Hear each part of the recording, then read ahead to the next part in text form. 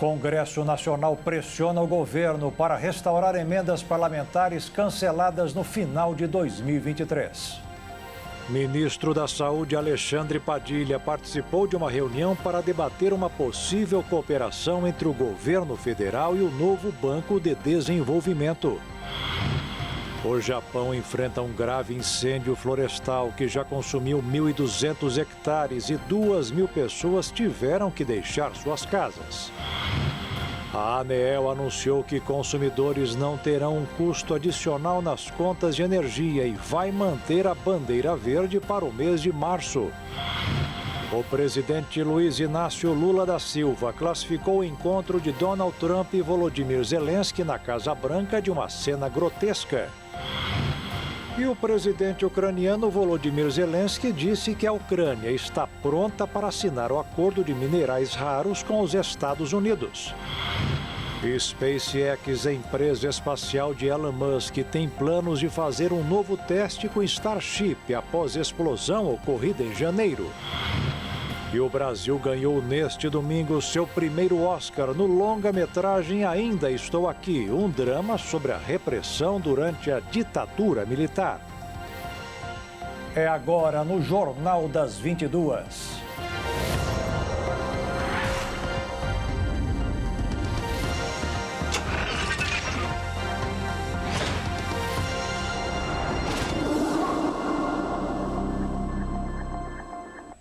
Olá, boa noite. O Congresso Nacional tem pressionado o governo federal para restaurar emendas parlamentares canceladas no final de 2023. O governo alegou falta de tempo hábil para processar todas as emendas. O Congresso Nacional tem pressionado o governo federal para restaurar emendas parlamentares canceladas no final de 2023 e permitir a reabilitação de restos a pagar desde 2019. No entanto, essa movimentação tem gerado críticas dentro do Executivo. Apesar do projeto ter sido apresentado pelo líder do governo no Congresso, o senador Randolfo Rodrigues, o Palácio do Planalto não deu aval à proposta, que foi aprovada pelo Senado e agora tramita na Câmara dos Deputados. Os parlamentares tentam resgatar cerca de 3 bilhões de reais em emendas do orçamento de 2024 que não foram executadas devido a bloqueios impostos pelo ministro Flávio Dino do Supremo Tribunal Federal. No ano passado, a Corte determinou a suspensão dos repasses, exigindo mais transparência na destinação dessas verbas. O governo alegou falta de tempo hábil para processar todas as emendas, pois a primeira fase do gasto, conhecida como empenho, não foi concluída. A justificativa, no entanto, não convenceu os parlamentares que acusam o executivo de ter deliberadamente atrasado os pagamentos, usando a decisão de Dino como argumento. Diante disso, iniciou-se uma articulação para reincorporar essas verbas ao orçamento de 2025, proposta que o governo rejeita, argumentando que, como não foram empenhadas, as emendas não entram nos chamados restos a pagar e, portanto, deixaram de existir. Caso fossem reincorporadas, o Congresso ampliaria ainda mais sua influência sobre o orçamento, que já conta com mais de 50 bilhões garantidos para emendas este ano. O Congresso tentou, por meio da Lei de Diretrizes Orçamentárias de 2025, estender o prazo para os pagamentos das emendas até o final deste ano, mas o presidente Lula vetou esse trecho. Agora, o projeto busca restabelecer esses restos a pagar, o que, segundo cálculos do Tesouro Nacional, poderia resultar em uma revalidação superior a 6 bilhões de reais, sendo mais de 2 bilhões em emendas parlamentares. O texto deve ser votado na Câmara dos Deputados logo após o feriado prolongado, já que sua urgência foi aprovada pelos deputados. A medida segue em debate, mesmo após o ministro Flávio Dino ter liberado o pagamento das emendas de 2024 e validado um acordo negociado pelo Congresso. A insatisfação com o destino das emendas de 2024 foi um dos principais temas da primeira reunião de líderes convocada pelo presidente do Senado, Davi Alcolumbre. Apesar da resistência inicial, o governo avalia que a retomada das emendas canceladas em 2024 não compromete o orçamento de 2025, mas exigirá uma maior gestão dos limites financeiros para acomodar os pagamentos. Como o teto de gastos continua o mesmo, há possibilidade de um efeito de substituição, no qual verbas antigas podem ser pagas no lugar de novas emendas. A renda média do brasileiro subiu e chegou a R$ 2.064. Os números foram divulgados pelo IBGE com base nas informações da Pesquisa Nacional por Amostra de Domicílios. O rendimento médio por pessoa no Brasil ficou em R$ 2.069 no ano passado. Segundo cálculos feitos com base nas informações da Pesquisa Nacional por Amostra de Domicílios Contínua, o valor é 9,29% maior que o rendimento médio nacional nominal registrado em 2023, quando o valor era de R$ 1.893.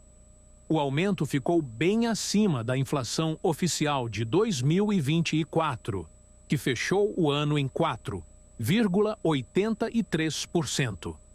Na média, cada brasileiro que vive numa residência do país teve alta no rendimento em R$ 176 mensais em um ano. A maior renda per capita do país segue sendo a de moradores do Distrito Federal, que acumulam R$ 3.444 mensais, enquanto o rendimento médio no Maranhão ainda é de R$ 1.077 per capita ao mês.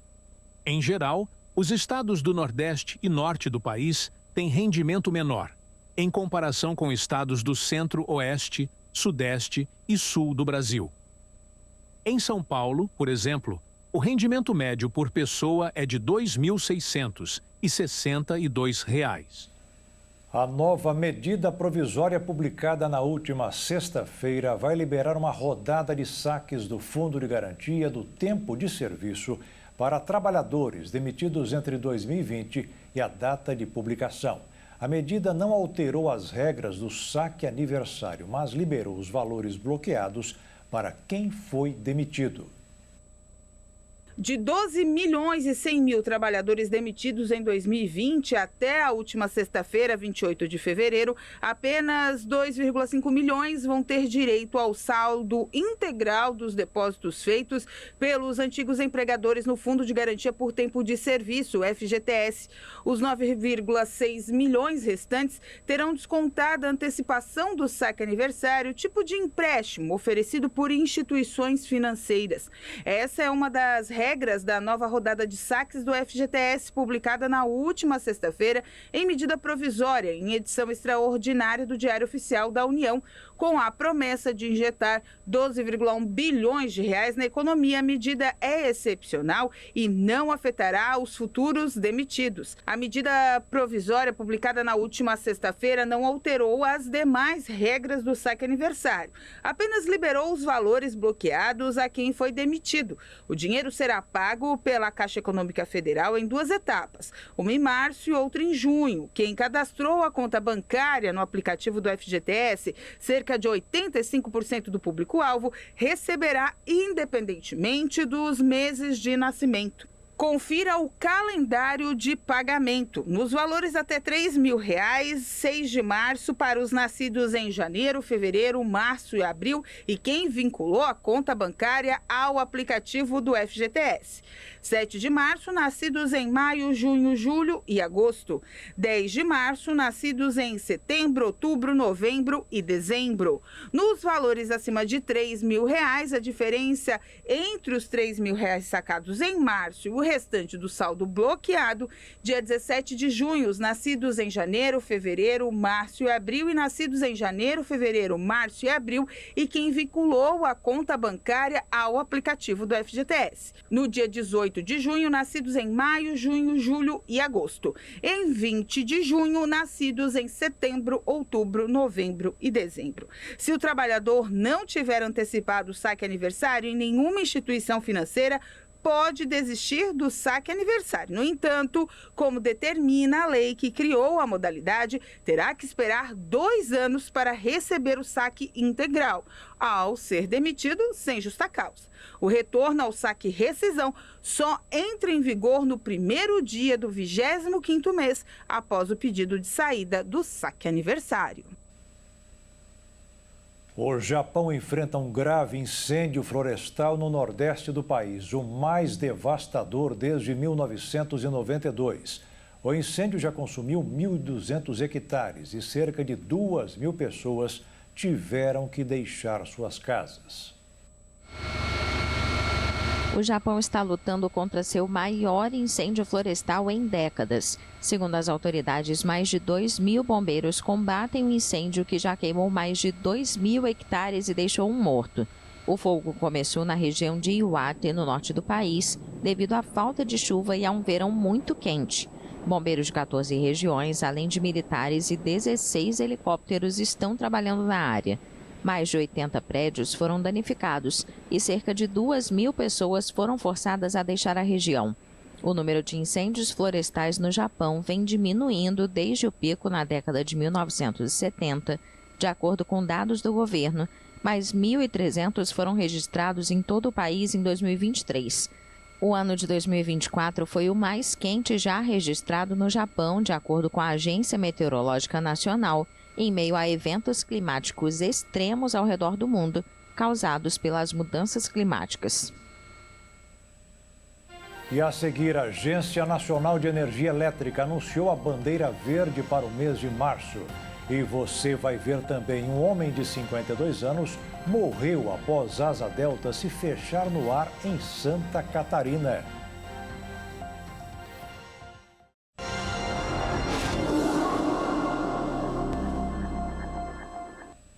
O novo ministro da Saúde, Alexandre Padilha, participou de uma reunião para debater uma possível linha de financiamento de um hospital inteligente e digital em São Paulo.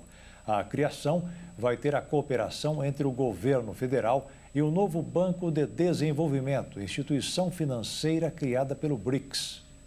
O indicado para assumir o Ministério da Saúde, Alexandre Padilha, participou de uma reunião para debater uma possível cooperação entre o governo federal e o novo Banco de Desenvolvimento, instituição financeira do BRICS, para a criação de um hospital inteligente e digital em São Paulo. Como próximo passo, Padilha deve buscar diálogo com a ex-presidente Dilma Rousseff, que atualmente preside o novo Banco de Desenvolvimento, para tratar diretamente da iniciativa. A nomeação de Alexandre Padilha acontece após a saída de Nízia Trindade, que deixou o cargo no dia 25 de fevereiro. Antes de sua saída, o governo convocou a imprensa para realizar anúncios relacionados à vacina e investimentos no setor. Esse tratamento foi visto pelo governo como uma forma de encerrar a gestão da ministra de maneira honrosa. Nízia Trindade esteve à frente do Ministério da Saúde desde o primeiro dia do governo Lula e foi escolhida pelo seu perfil mais técnico. No entanto, apesar da avaliação inicial positiva, nos últimos meses cresceram as insatisfações dentro do governo em relação às entregas da pasta. A demissão de Nízia já vinha sendo especulada há semanas e faz parte de uma reforma ministerial em etapas com o objetivo de fortalecer a relação do governo com o Congresso e melhorar a popularidade do presidente Lula. O governo tem buscado dar um perfil mais político aos ministérios, com o presidente cobrando de seus ministros uma postura mais ativa na defesa das realizações da gestão. Além disso, a reforma ministerial também abre espaço para negociações com o Centrão, o que permitiria o aumento da influência do governo no Congresso em pautas consideradas importantes. A Agência Nacional de Energia Elétrica anunciou a bandeira verde para o mês de março. A informação é que, com o volume de chuvas e as boas condições dos níveis dos reservatórios, garante que os consumidores não tenham um custo adicional nas contas de energia. A Agência Nacional de Energia Elétrica, ANEEL, anunciou que manterá a bandeira tarifária verde durante o mês de março, o que significa que consumidores não enfrentarão cobranças adicionais em suas contas de energia. Essa decisão reflete as condições favoráveis para a geração de energia no Brasil. Desde dezembro de 2024, a bandeira tarifária permanece na cor verde e, segundo a ANEEL, o recente período chuvoso contribuiu para a melhoria dos níveis dos reservatórios e para as condições de geração das usinas hidrelétricas. Como resultado, o adicionamento de usinas termoelétricas que geram energia a custo mais elevado se torna menos necessário. O sistema de bandeira tarifária, criado pela ANEEL em 2015, tem como objetivo refletir os custos variáveis da geração de energia elétrica. As bandeiras são divididas em níveis e indicam o custo da energia gerada para atender as residências, estabelecimentos comerciais e indústrias. Com a bandeira verde, não há acréscimo nas contas de luz. Em contrapartida, as bandeiras vermelha e amarela implicam custos adicionais a cada 100 kWh consumido. Os débitos de cartão de crédito, cheque especial e crédito consignado, entre outros, podem ser renegociados. Uma parceria entre a Febraban e o Banco Central do Brasil começaram um mutirão para o pagamento de dívidas bancárias. O Mutirão Nacional de Negociação e Orientação Financeira começa hoje.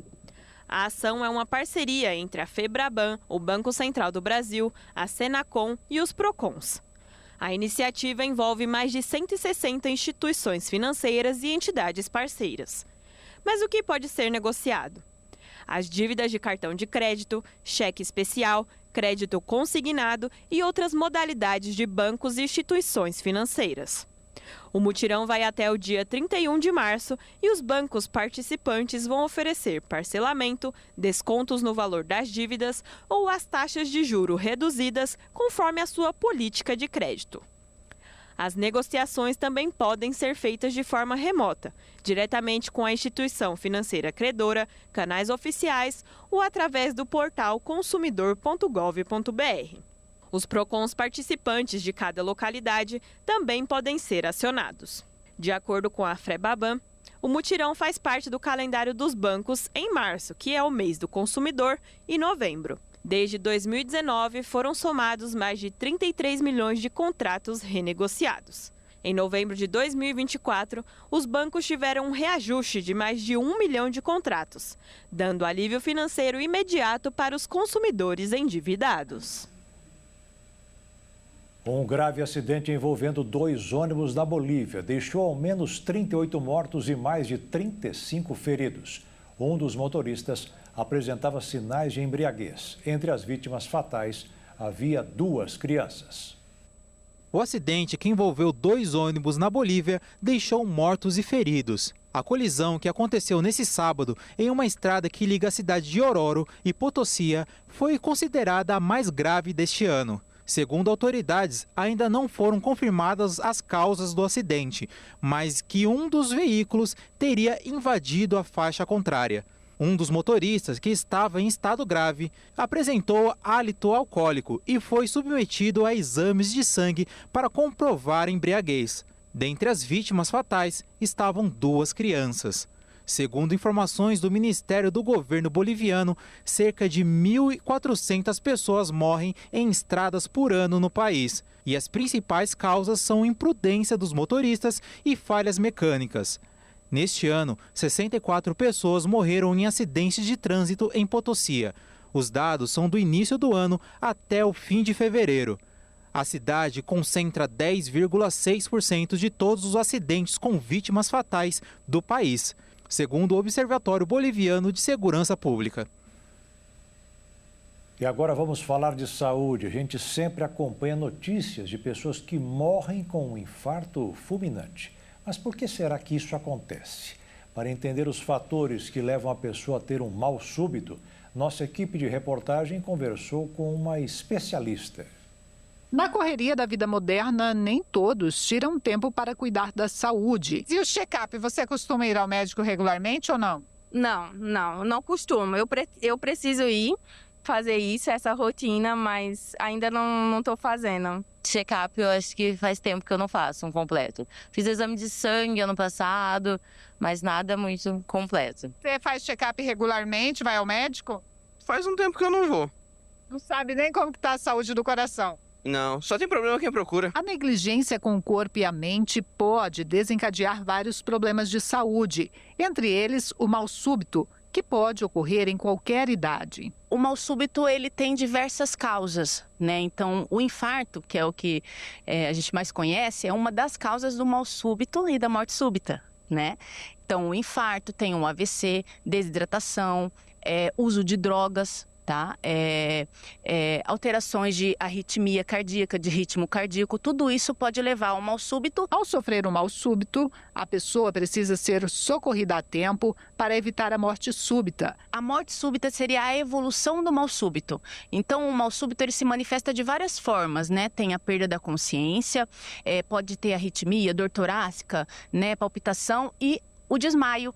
E a evolução desses sintomas, elas podem evoluir para o óbito. O ideal é o check-up cardiológico. Então, às vezes, você tem alguma doença cardíaca já de base, né, congênita, e você não sabe, né? Então, algumas doenças, elas podem predispor o surgimento do mal súbito, né, da morte súbita. Então, o ideal é iniciar pelo check-up. Então, até mesmo antes de fazer atividade física, tem que fazer o check-up. Você tem que olhar como que é seu coração, né, a anatomia do seu coração, se você tem alguma doença que pode predispor a um mal súbito ou a morte súbita. Então, o check-up é a primeira coisa a se fazer. Um homem de 52 anos morreu após cair de uma altura aproximada de 200 metros na Serra da Rocinha, em Santa Catarina. Ele sobrevoava a área de Asa Delta quando o equipamento fechou no ar. E um homem acabou morrendo após uma tentativa de voo de asa delta na cidade de Timbé do Sul, no extremo sul catarinense. A localidade da Serra da Rocinha é muito conhecida pela prática do esporte. Ele estava acompanhado da família quando foi praticar o voo. Em alguns metros após a decolagem, a asa delta acabou fechando e ele sofreu uma queda de mais de 200 metros em meio à mata. O Corpo de Bombeiros foi chamado, a equipe do SAER, que é a questão da segurança, aonde faz o salvamento em áreas perigosas através de voo de helicóptero, acabou localizando o corpo do homem. Ricardo Stecanella, 52 anos, também era membro do clube de voo de Timbé do Sul, do qual lançaram nota, e a prefeitura do município, através de nota oficial, confirmou a identificação do homem. As causas ainda da quebra do objeto, da quebra do sistema de locomoção aí a Asa Delta, ainda não foram informadas e a polícia vai abrir investigação sobre o caso. As imagens chocam, são alarmantes. No local, sempre há prática do voo livre, mas infelizmente o Ricardo não acabou tendo um final feliz na tarde desse domingo. O acidente aconteceu por volta da 1h30 da tarde. A Polícia Rodoviária Federal fortalece campanha contra a exploração sexual e trabalho infantil. Ações foram realizadas na rodoviária de Campo Grande, em Mato Grosso do Sul, por onde milhares de passageiros circulam neste feriado prolongado. Aline mora em Campo Grande e está indo de ônibus com os filhos de 13 e 3 anos passar o carnaval em uma fazenda no Paraná, onde a mãe dela mora. Para evitar dor de cabeça, não descuida um só minuto das crianças, principalmente do menor, o Otávio. Fica em cima, né? Fica em cima dele, porque ainda mais pequenininho, né? Tem os dois. Aí não dá pra deixar escapar, não. A Lucinéia também é outra mãe que tá sempre atenta. Eu fico sempre de olho, não deixo sair de perto. Tá sempre do meu ladinho. Até pra ir no banheiro, eu vou junto, não descuido de jeito nenhum. Mas e ao seu redor? Você também consegue perceber se há algo um pouco inusitado em relação a outras crianças? Às vezes, sim. Às vezes a gente fica até preocupado com relação a outra criança, que você vê correndo, aí você fica procurando a mãe da criança, né? Pra ver se tá tudo certo. E tá certa ela. Em ambientes de grande circulação, como terminais de embarque e desembarque, não é difícil encontrar crianças que se perdem dos responsáveis. Ou ainda pior, acabam virando vítimas de criminosos. Para combater esse tipo de situação, a Polícia Rodoviária Federal tem orientado usuários do transporte interestadual por meio da campanha Pule, Brinque e Cuide, unidos pela proteção. Essa é uma iniciativa do Ministério dos Direitos Humanos, juntamente com a PRF e outras instituições parceiras, e ela foi pensada, né, para ser realizada durante esse período do Carnaval, que é um momento de grandes eventos, grande aglomeração de pessoas, consumo de bebida alcoólica. Então, são momentos que podem propiciar que crianças e adolescentes elas sejam expostas a situação de risco, situações de vulnerabilidade. Então, a ideia dessa campanha é trazer conscientização para que todos entendam que o papel de proteger crianças e adolescentes é de toda a sociedade, é da família, é do Estado, mas também é de todos nós, né? E nesse período de carnaval, o fluxo de pessoas no terminal rodoviário também aumenta. Muitos desses usuários, inclusive, estão se deslocando para festejar. E nesse trajeto, podem perceber algo incomum. E é nessa hora da suspeita que a denúncia deve ser feita. Mas caso você se depare com situação semelhante, que indique algum tipo de exploração humana, sabe como denunciar? E você sabe o que fazer se você encontrar, por exemplo, uma situação dessa, exploração de trabalho infantil? Para onde você liga? Sinceramente, eu não sei. É importante que todos saibam, né, que qualquer tipo de crime relacionado à área de direitos humanos e também, logicamente, envolvendo as crianças e adolescentes, ele pode ser denunciado por meio do Disque 100. Então, é um canal que a pessoa pode, inclusive, fazer a denúncia de forma anônima e, com isso, contribuir para a proteção dessas crianças e desses adolescentes. E veja a seguir, o presidente ucraniano Volodymyr Zelensky disse que está pronto para assinar o acordo de minérios com os Estados Unidos. E você vai ver também, presidente Lula classificou de cena grotesca o encontro e bate-boca de Donald Trump e Volodymyr Zelensky.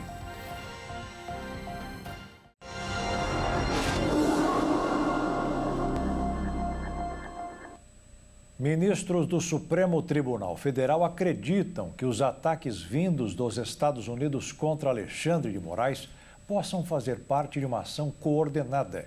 O objetivo seria enfraquecer a ação que apura o golpe de Estado. Os ministros do Supremo Tribunal Federal têm avaliado que a movimentação contra Alexandre de Moraes pode estar sendo patrocinada pelo governo americano de Donald Trump, Elon Musk e das Big Techs.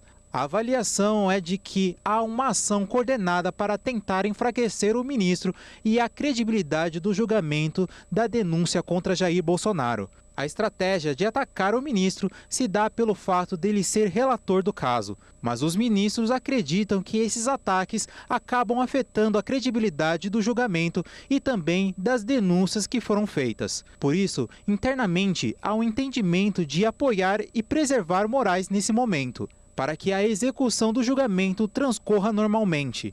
Além de Jair Bolsonaro, outros 33 acusados foram denunciados pela Procuradoria-Geral da República da trama de golpe de Estado no país. A defesa institucional do ministro e da independência do Supremo também deve ser feita por entidades que representam os magistrados. Após o bate-boca entre o presidente ucraniano Volodymyr Zelensky e o presidente dos Estados Unidos Donald Trump, Zelensky disse que a Ucrânia está pronta para assinar o acordo de minerais com o país norte-americano.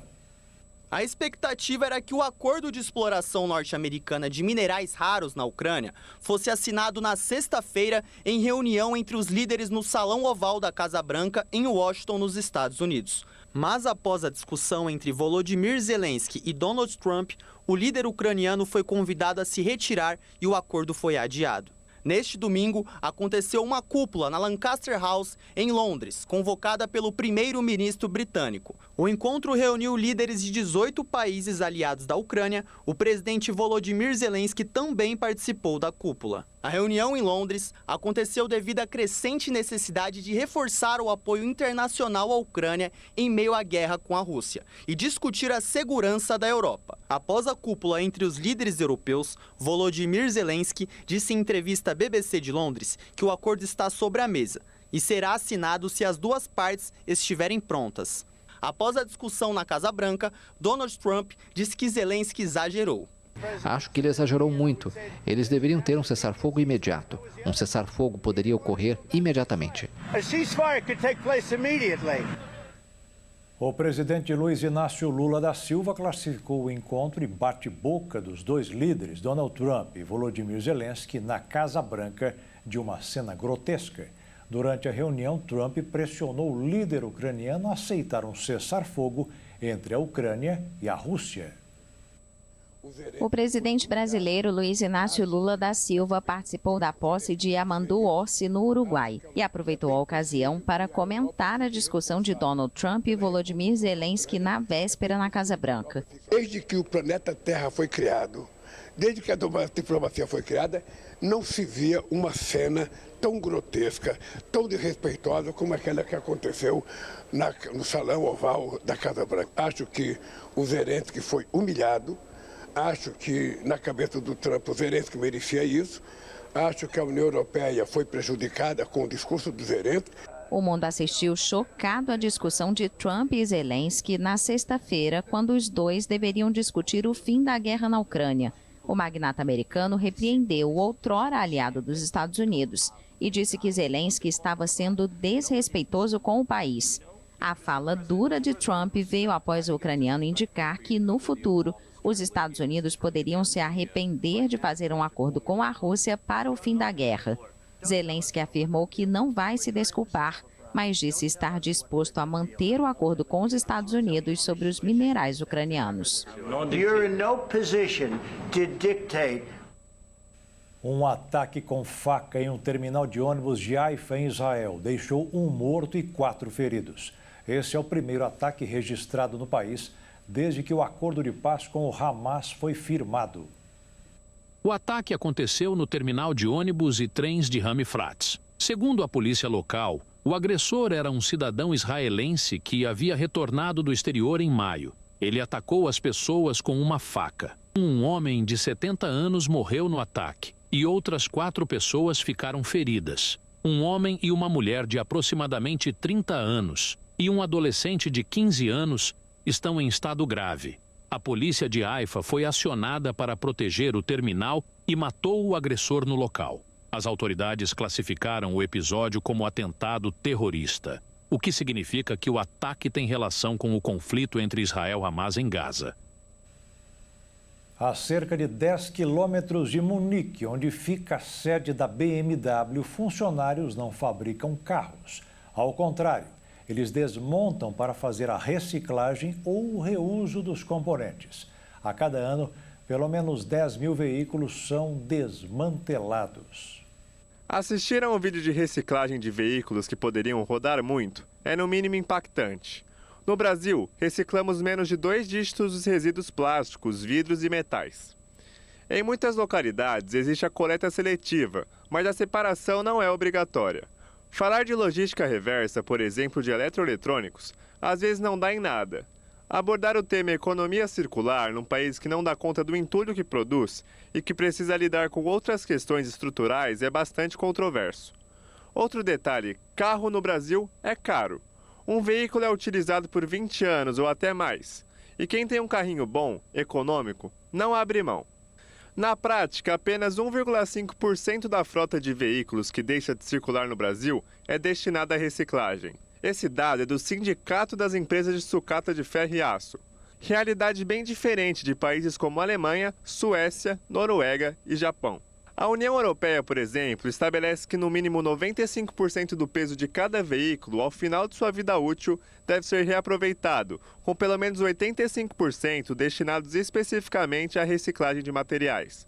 É a denominada regulamentação de veículos em fim de vida. Na prática, esses índices são atingidos em países como a Alemanha. Até 2035, haverá novas exigências, como o uso de ao menos 25% de materiais reciclados em todos os novos veículos fabricados.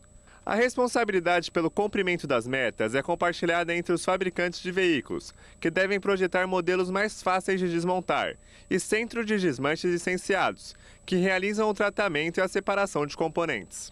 Em busca da economia circular, fabricantes também passaram a operar os seus centros de reciclagem para carros ou baterias, incluindo BMW, Mercedes, Renault e Volkswagen. Na Alemanha, o sistema é altamente estruturado, com uma vasta rede de centros autorizados e parcerias entre montadoras e recicladores. Em outros países, como Espanha e Itália, a reciclagem pode ser mais fragmentada, o que dificulta a rastreabilidade e o cumprimento das metas. Na usina de processamento da BMW, são destruídos 10 mil veículos por ano, incluindo modelos de luxos da BMW e de outras marcas do grupo, como a Mini e até a Rolls-Royce. O centro de reciclagem e desmontagem fica a 10 km de Munique, no sul da Alemanha, e está em operação desde 1994. Para Jörg Lederbauer, vice-presidente de economia circular da BMW, a sucata de hoje é a matéria-prima de amanhã.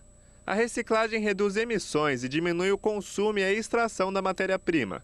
O local é um centro de excelência e o conhecimento adquirido é aplicado no desenvolvimento de novos modelos, mais circulares e de melhor reciclagem, que é compartilhado com outros fabricantes. Em uma espécie de linha de desmontagem, os automóveis passam por várias etapas até serem reduzidos aos seus componentes essenciais. Os modelos elétricos e híbridos têm a bateria extraída e enviada para uma empresa parceira, que recupera até 90% de seus metais. Aqui está o pulo do gato, que pode reduzir custos e impactos ambientais da extração de lítio. Em outra área, o veículo é erguido em um clássico elevador de oficina. Funcionários drenam todos os fluidos, como o óleo do freio, do motor e o combustível. Assim como as baterias, os fluidos são enviados para recicladores especializados. O mesmo ocorre com os pneus. Na última parada antes do serviço pesado, técnicos verificam se itens como catalisadores, baterias de 12 volts, trens de força e bancos em bom estado. Caso estejam, eles são retirados manualmente e classificados por qualidade A, B ou C, para venda no mercado de reposição. Atualmente, a lei não permite a introdução de peças usadas em modelos 0 km. O processo continua até a carroceria, teto, bancos, painel e outros componentes serem destroçados literalmente. Tudo é separado para reciclagem. O que sobra vai para uma máquina compactadora. O veículo é reduzido a um cubo com cerca de 1/4 do seu tamanho original. Esses blocos são transportados para as unidades especializadas nas reciclagens. Eles são picotados e submetidos a um processo de separação química e depois é agrupado em diferentes materiais. O que restou se transforma em placas de metal e plástico. O alumínio e o aço da carroceria podem ser reaproveitados quase que para sempre, desde que sejam separados da forma correta. O mesmo acontece com os metais nobres de partes como fiação elétrica e escapamentos. E veja a seguir, o maior foguete do mundo do empresário Elon Musk recebeu a autorização para ser lançado no espaço novamente. E você vai ver também o filme Ainda Estou Aqui, recebeu o Oscar de melhor filme internacional. E a atriz Fernanda Torres não levou o tão sonhado prêmio.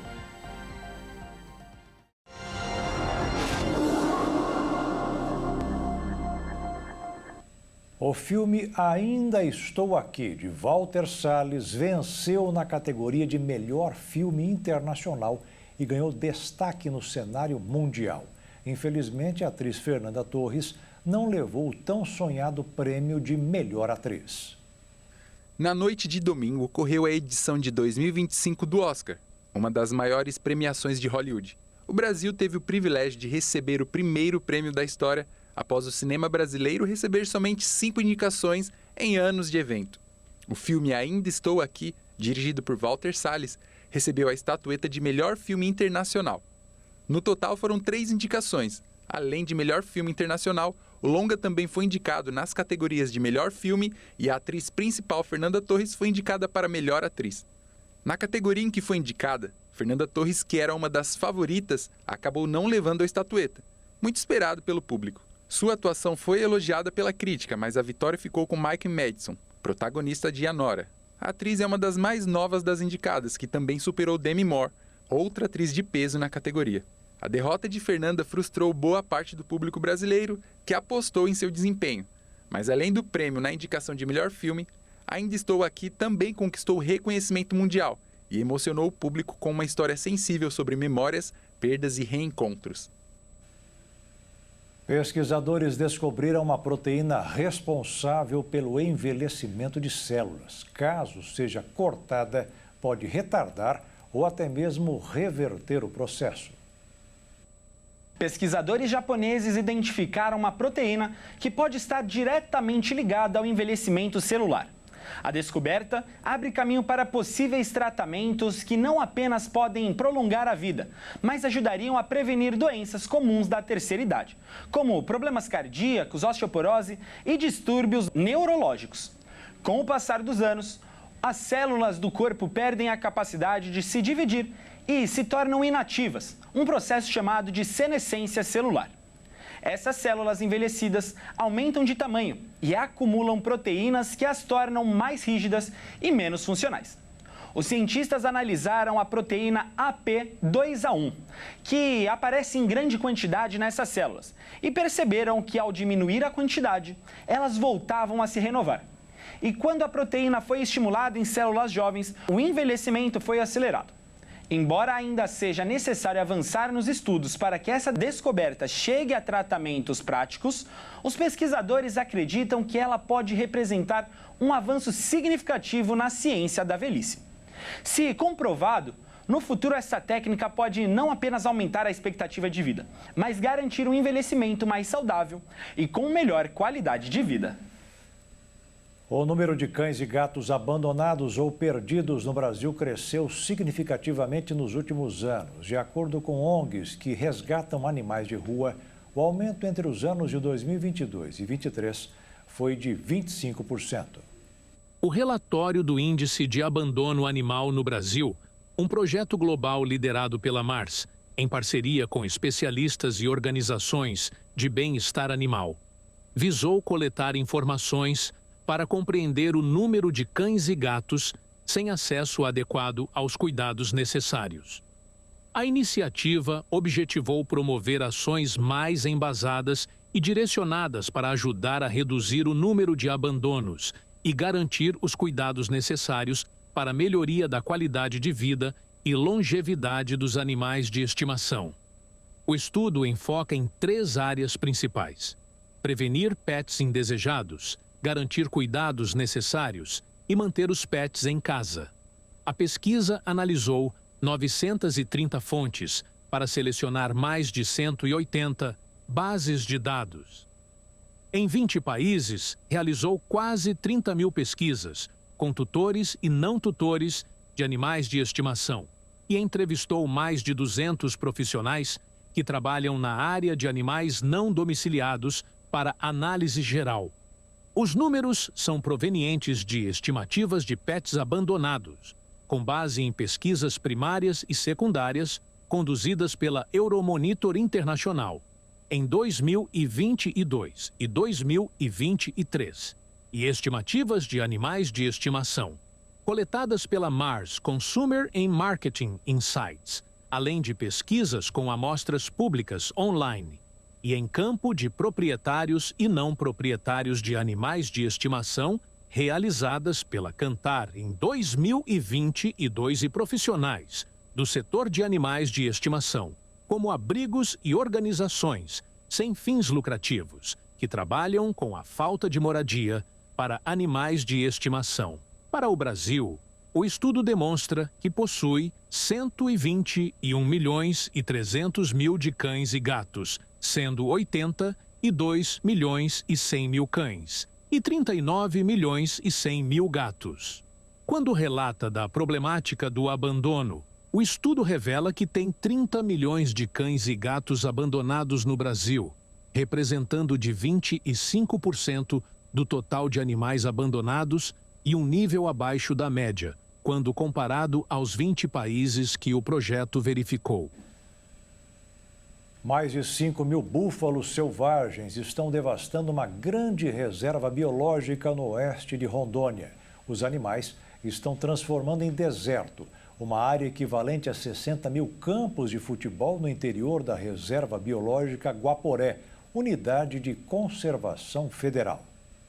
O desastre ambiental levou o Ministério Público Federal a pedirem ação judicial contra o governo de Rondônia e o Instituto Chico Mendes de Conservação da Biodiversidade a erradicação dos búfalos. Ao Estado, o MPF pede uma indenização de 20 milhões de reais. O governo de Rondônia informou que trabalha na elaboração de um projeto que inclui o levantamento dos impactos ambientais causados pelos búfalos e um plano de mitigação, mas destaca que, pelo fato de serem animais selvagens, o controle se torna mais difícil. Já o Instituto informou que os búfalos ocupam uma área isolada de 96 mil hectares dentro da Rebio Guaporé. Segundo o ICMBio, sem estrada não há como retirar os animais, vivos ou mortos, por terra. Além disso, os búfalos não têm acompanhamento sanitário, o que inviabiliza o abate para consumo. Com 600 mil hectares, a Guaporé é a maior reserva e com mais diversidade de paisagens de todo o estado, com 14 tipos de vegetação. Os búfalos, animais originários da Ásia, fazenda foram introduzidos na região em 1953 pela antiga Fazenda Paudólio, como parte de um projeto estadual de incentivo à pecuária. A área pertence ao governo estadual. A fazenda foi abandonada e o lote inicial de 36 animais ficou solto e se reproduziu livremente. Se não houver controle, a estimativa é de que sejam 50 mil búfalos ocupando a metade de Rebil em 2030. O MPF pede que o controle seja feito com métodos que causem o menor sofrimento possível aos animais e sem danos colaterais ao ambiente. Segundo o MPF, os ambientes alagados que caracterizam a reserva foram reduzidos em 48% desde 2008, quando o problema foi constatado ainda em seu início. Os búfalos disputam alimentos com o cervo do Pantanal, espécie ameaçada de extinção. Além disso, os animais destruíram sítios arqueológicos que haviam na região e estão desviando cursos d'água, provocando erosões, pisoteando o solo e causando desertificação. A ação pede que a Justiça Federal determine ao ICMBio que apresente em até 10 meses um plano de controle dos búfalos, utilizando métodos que causem o menor sofrimento. O plano deverá ser executado pelo Estado de Rondônia com seus próprios recursos humanos e equipamentos, sob supervisão do órgão federal. O Estado deverá ainda elaborar e executar um plano de recuperação da área degradada. O ICMBio respondeu em nota que estuda tecnicamente a melhor alternativa para a retirada dos búfalos, considerando as dificuldades logísticas para a destinação desses animais selvagens diante da geografia do local. A respeito da ação do MPF, o Instituto informou que os prazos judiciais estão sendo observados.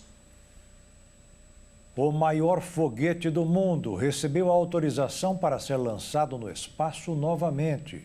Esta é a 8ª vez que a aeronave do multimilionário Elon Musk realiza operações de voo, mas a missão continua a mesma: realizar um pouso perfeito.